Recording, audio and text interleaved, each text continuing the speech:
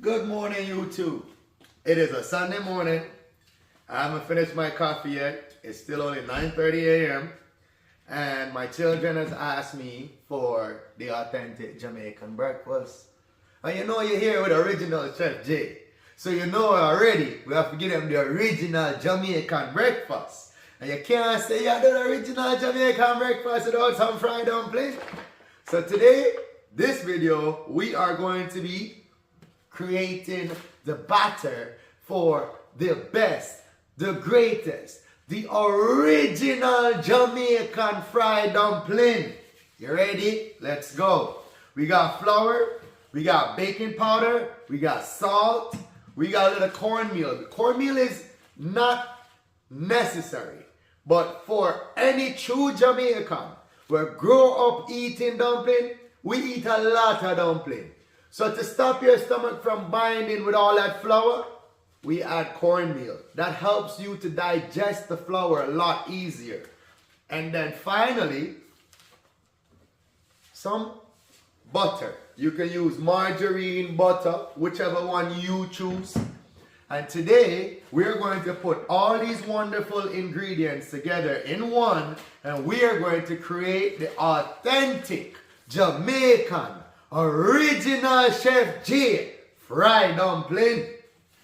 Stay tuned. We forgot one very important thing.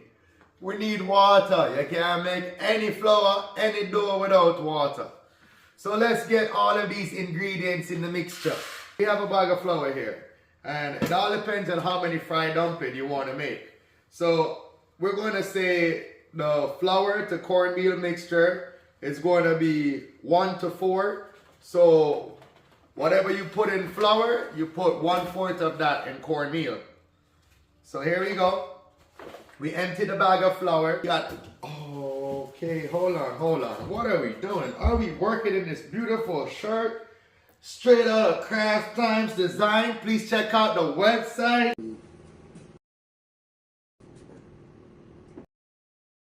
Let's stop this right now and do this the right way. I grab my apron. I put my apron on because we don't want to make a mess of my beautiful shirt. Straight off of the website. Brand new drop. Check out my chickens. Anyways, y'all. And I love my stuff. I love my chickens. I love my yard. And I love my wife. She makes the best designs. So we got flour here. Then we're going to do the 1/4. So remember, any amount of flour you do, you want to do about 1/4. So 4 to 1. 4 parts flour, 1 part cornmeal.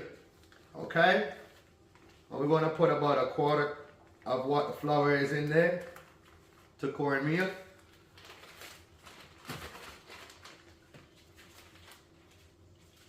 Just to avoid it from the binding. We don't want to overdo it with the cornmeal. Then we are going to get our salt.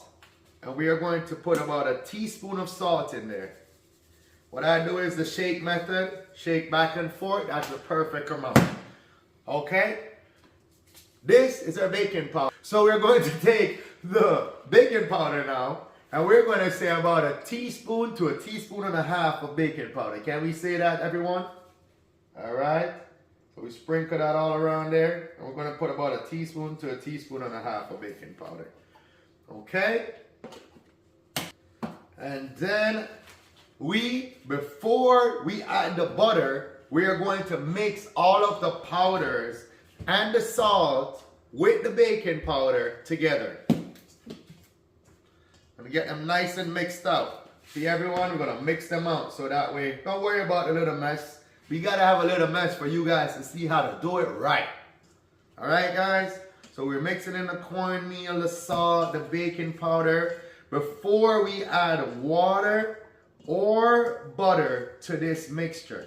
So before we even add the water now, after mixing in the baking powder and the salt and getting those all mixed up in the flour, we are going to do one of the most important parts right now. Can you have a spoon, please, my assistant? My beautiful wife is helping me today in the kitchen. It is so fabulous. Thank you. And the last thing is some butter. All right, everyone, here we go. And we're going to add a decent, generous amount of butter. I don't know how much this is. We want to go decent, generous amount of butter. The more butter you put in this dough, the more like a biscuit it comes out. If you don't want your dumpling to have that hard, tough crust, and you want it to be so soft and tender and crispy and succulent, you need to add butter. My mother taught me this trick, and I was so happy because I never figured out why my dumplings were always tougher than hers until she taught me that I was forgetting an important ingredient. Butter! Oh, here we go. We have our mixture ready to start the mixing process. So we do not mix flour, we knead flour. And how we knead flour is we are going to keep folding the flour over itself until it comes to the right consistency.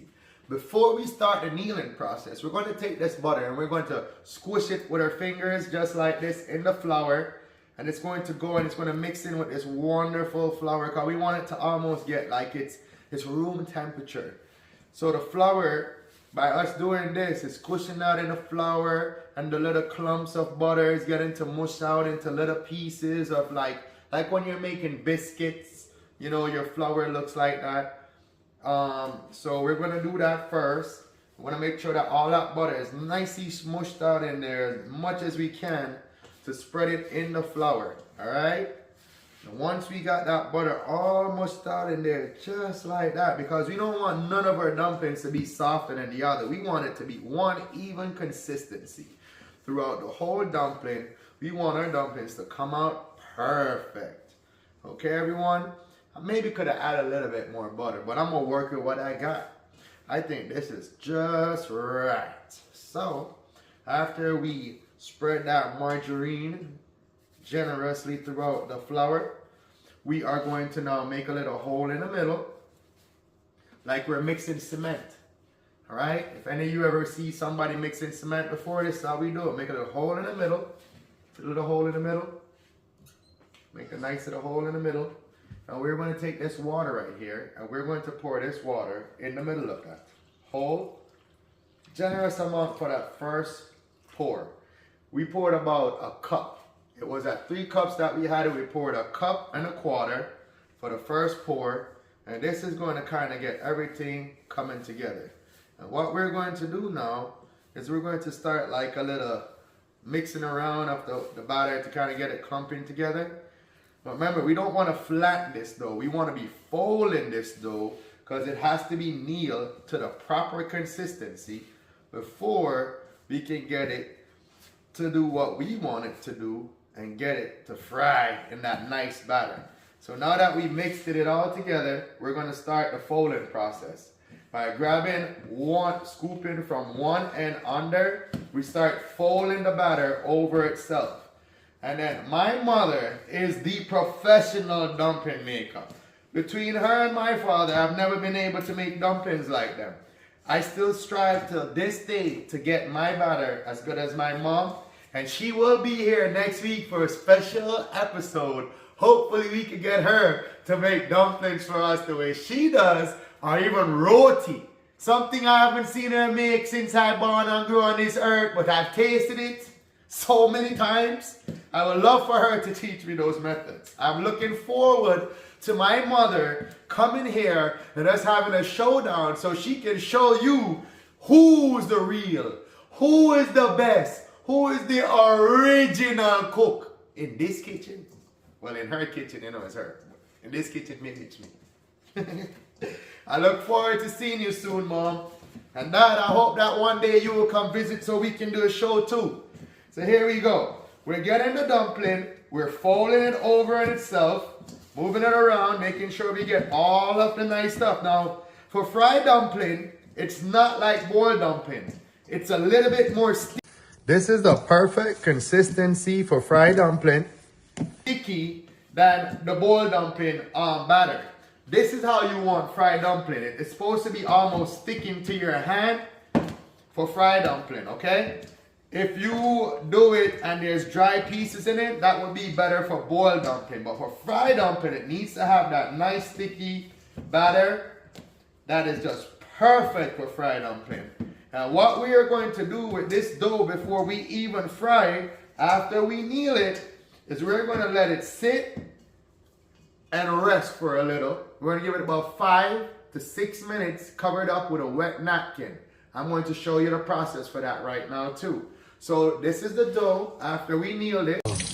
Right now we're just rinsing off our hand with just water. Don't use soap. Use cold water to rinse the flour off your hand. And this is a trick I learned from my mother. This was a very important part of the process, which I never paid attention to when I was younger. So I'm making sure to highlight this part of the process. Don't add any soap to those hands. Don't make dumpling unless your nails are cut and clean. Oh my gosh, I hate seeing dirty hands make dumplings. And then we're going to take a napkin. See, no soap added to our hand. And we're going to just dab dry these hands. Take this napkin. We're going to take the damp napkin now. See, pat dry, no soap added to our hands, so that way we don't add soap to our dumplings. And we are going to nicely cover up this dough with that damp napkin from us rinsing our hands, just like that. Well, stay tuned everyone. We're going to also have a full video on corned beef and fried dumpling today. So if you like Jamaican corned beef, bully beef, whatever you call it, with some fried dumpling, stay tuned if you want to learn how to make authentic Jamaican corned beef with fried dumpling. You could see the link in this video at the top or at the end. You let me know. Please remember, subscribe.